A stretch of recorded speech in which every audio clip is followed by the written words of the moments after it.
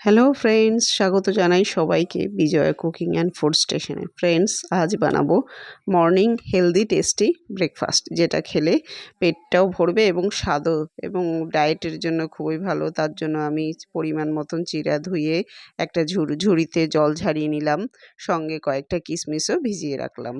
এবার সাথে তেলের মধ্যে অল্প তেলে আমি দিয়ে দিলাম কটা কারি পাতা, দুটো শুকনো লঙ্কা আর কারি পাতা ভাজা।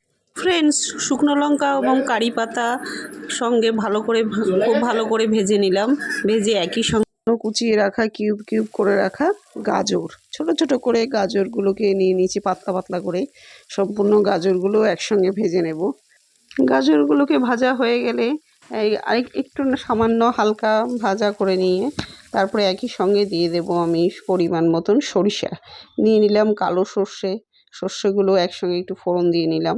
তো আমি কারি পাতা, গাজর, শুকনো লঙ্কা আর সরিষা একসঙ্গে খুব ভালোভাবে হালকা ভাজা করে নিলাম। ভাজা করে এবার দিয়ে দেব সঙ্গে আরও যে রেড ক্যাপসিকাম এবং ইয়েলো ক্যাপসিকাম একটু কালারফুল করার জন্য, সে একই রকম ছোট ছোট করে কিউব করে নিয়েছি, সেগুলিও দিয়ে দেব। দিয়ে সম্পূর্ণ ভালো করে একটু ভেজে নেব।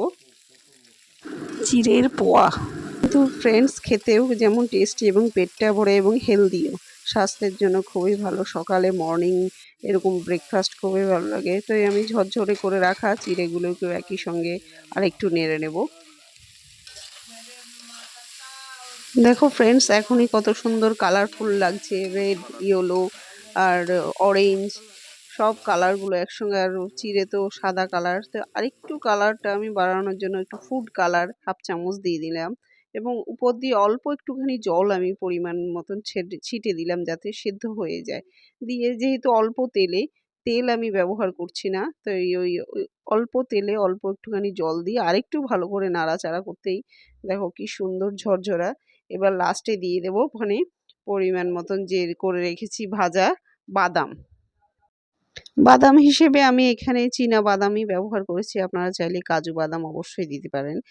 যেহেতু আমার চীনা বাদাম ভাজা করে রাখা, সেই চীনা বাদামটাকেই দিয়ে দিলাম। দেখো, চীনা বাদামটাকে আমি আলাদা ভেজে নিয়েছিলাম খোলা শুধু এবং অল্প পরিমাণে আর অল্প একটুখানি লবণ দিয়ে দিলাম। দিয়ে আর একটু ভালো করে নেড়ে চেড়ে দিয়ে দেবো একটু মিষ্টি হিসেবে আমি দিয়ে দেবো আখে গুড়টা একটু টেস্ট হওয়ার জন্য। আপনারা চাইলে অবশ্যই চিনি দিতে পারেন।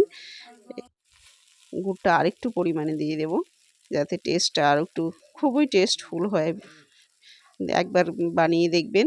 এবং আরেকটু টক ভাবের জন্য একটুখানি গন্ধরাজ লেবুর রস দিয়ে দিচ্ছি, হাফ গন্ধরাজ লেবুর রস হিসেবে আমি ব্যবহার করছি এখানে।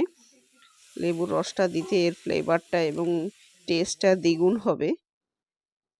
দেখো ঝরঝরা একদম, যেমন দেখতে তেমন খেতেও কালারফুল। তো এই দেখো, এই চিড়ের উপমাটা কিন্তু বাচ্চা বুড়ো সবাই ভালোবাসে এবং খেতেও খুব টেস্ট হয়। তার জন্যই আজকে শেয়ার করলাম। এবং নামানোর আগে দিয়ে দেব 2 চামচ ঘি উপর থেকে। এখন ঘি দিয়ে দিলাম যাতে টেস্টটা আরও দ্বিগুণ হয়। এবার ভিজিয়ে রাখা কিশমিশগুলোও দিয়ে দিচ্ছি, আর একটু দিয়ে আর একটু ভালো করে নেড়ে চেড়ে নেব খুব ভালো করে। দেখো, তো সকালবেলা গরম এরকম মর্নিংয়ের ঝরঝরা পোয়া একবার বানিয়ে দেখে কমেন্টসে জানিয়ে অবশ্যই আমার এই রেসিপিটা কেমন লাগলো। হেলদি টেস্টি চিড়ের পোয়া